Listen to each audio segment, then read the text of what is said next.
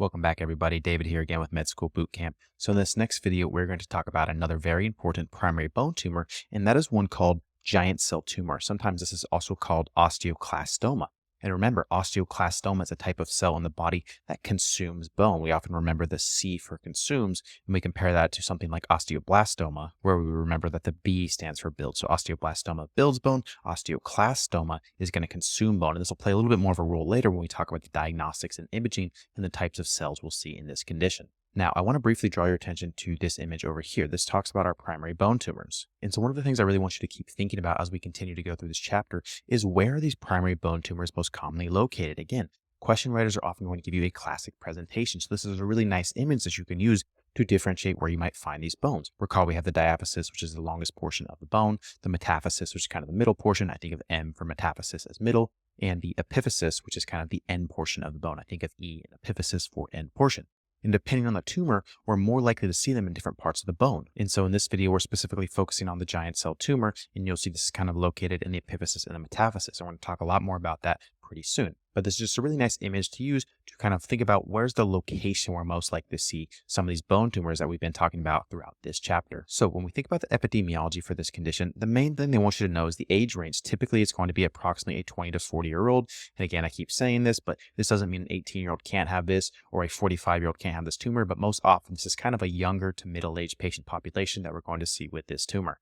Now, when we think about the presentation here, this bone tumor is going to often present with localized pain with or without swelling. One of the common ways this actually presents is as a pathologic fracture. Somebody will break their leg doing something that wouldn't normally break their leg. That is to say, a pathologic fracture is due to a minor trauma or mild exertion. Let's say a patient lifts up a heavy box and has a femur fracture. We wouldn't typically see a patient break their femur from lifting something heavy, but in a pathologic fracture, they can actually break things with much less force than we would expect to see in other patients. Now, we would also consider that patients are going to have a decrease in range of motion. And again, this gets back to the fact that they can have some swelling in the area. And if we have swelling in a joint, that's going to decrease the amount that we can actually move that joint. And as we mentioned already, this is typically going to be seen in the epiphysis or the metaphysis of the long bone. So you can see right here, here's our giant cell tumor. I'm highlighting in orange. And here's the classic area that we're going to see this, how it kind of overlaps between two different areas. We have the metaphysis up here and the epiphysis down here. And so because of this classic location, this is commonly seen in the knee region or in the distal femur. And that's what we're seeing on this image right here. This is a femur, right? This is the proximal portion of the femur towards the head. The distal portion is more towards the knee, the foot, the ankle, further away from our center of our body. And in the distal portion, we see this classic area where the tumor can arise. Now, when we think about the diagnostics here, X-ray finding is often going to show an osteolytic multicystic lesion, sometimes called a soap bubble appearance. And again, this makes sense to us, right? Why does this make sense? Because we said this is also called an osteoclastoma. Osteoclastoma and osteoclast consumes bone, C for consume. So then we see that it's osteolytic lesions. Osteolytic meaning there's punched out bone lesions, which makes sense to us based on the name of the pathology. And I think this pathology is really important to what we talked about in a previous video, which is an osteoblastoma. Remember we talked about osteoblastoma as a big growth in the area, particularly looked at the cervical spine. And in that region, we had a very hyperdense bone growth. But here, if you draw your attention to the image, we can see something different. We can see a sclerotic osteolytic lesion. So here's the tumor right here. And you can appreciate that this is less dense, or it's less white than what you can see up here in the bone. Why? Because bone has been destroyed here. It's been consumed. This is an osteolytic lesion versus our osteoblastic lesion, which is going to be extremely dense, right? It's going to be hyper intense on imaging. But here we see the opposite. This is a little bit gray or a little bit darker of an appearance. So this is a classic finding of a giant cell tumor or osteoclastoma. Another key thing they like you to know for test day is about the histopathology here, and that we'll see multinucleated giant cells, increased macrophages, and increased stromal cells. So if you draw your attention to this image right here, we can take a closer look at what some of those findings might be. So if you look right here, you can see the classic finding of multinucleated giant cells. You can see a bunch of different nuclei in here. There's very dark purple, and this whole thing together is a multinucleated giant cell. And again, you can see another one right here. You can see another one right here. So this is a very classic finding on histopathology of the giant cell tumor. And I think of giant cell with the giant cells, right? That should make it easier to remember in your mind. You can also appreciate that there's hypercellular stroma in the surrounding tissue. So that's kind of the stuff that we would see right here. Another thing they'd like you to know, although less commonly tested, is that these are going to be rank L expressing neoplastic mononuclear cells. And this should make sense to us, right? Because recall rank L is an important receptor in the activation of osteoclasts, right? And this is an osteoclastoma. Osteoclasts are active. So it makes sense that we would have cells that have the rank L ligand. Now, when we turn our attention to the management here, fairly easy one to keep in mind, in that this is going to be requiring surgical intervention. This usually comes in the form of curettage, which is surgically scraping out or removing tissue from the body, in this case bone. And then bone grafting can be done as well for healthy bone to hopefully regrow in the place of the tumor. Now, a key thing that you need to know for this particular tumor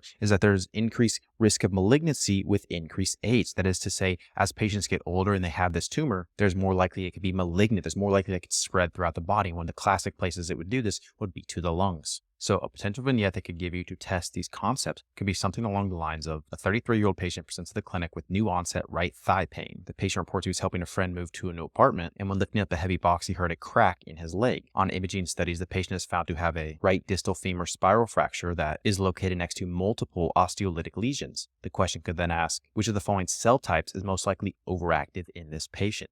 They can give a variety of different options, including lymphocytes, osteoblasts, osteoclasts, T helper cells, or really whatever they wanted. But the idea here is that this answer would be osteoclasts, right? Because this is an osteoclastoma. They're saying that the patient has a pathologic fracture, right? Lifting the heavy box and has a femur fracture doesn't typically happen for most healthy individuals. This is considered fairly minor exertional activity to cause such a big fracture. And then the imaging showing that the fracture is near multiple osteolytic lesions, indicating this patient likely has giant cell tumor or an osteoclastoma. So just a quick summary to wrap up this video, we're talking about a giant cell tumor, also called an osteoclastoma. Remember, the C in clastoma stands for consumes bone. Really important to keep in mind because this helps us with the diagnostics and understanding the patient's pathophysiology here. Epidemiology, typically in a younger to middle-aged patient, presentation is going to be pain plus or minus localized swelling, and they often talk about these pathologic fractures, a fairly low energy mechanism that causes a fracture you would not otherwise expect in a healthy individual. When they talk about the location, they're most often going to talk about the epiphysis or the metaphysis of the long bone, so kind of the distal femur is kind of the classic place, although not the only place you can see this.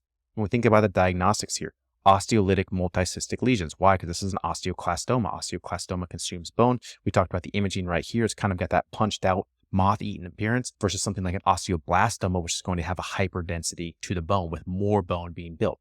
B for blastoma indicates more bone is being laid down, but here we have C for clastoma, which indicates more bone is being consumed. For this one, they also like you to know the histopathology, particularly the multinucleated giant cells. We talked about this in the image right here. These kind of cells right here, where a bunch of nuclei are conglomerated together, is the classic multinucleated giant cell finding. When we think about the management here, it's really going to come down to surgical intervention. You're often going to need to do some surgical removal of bone and some bone grafting to help these patients in the long run.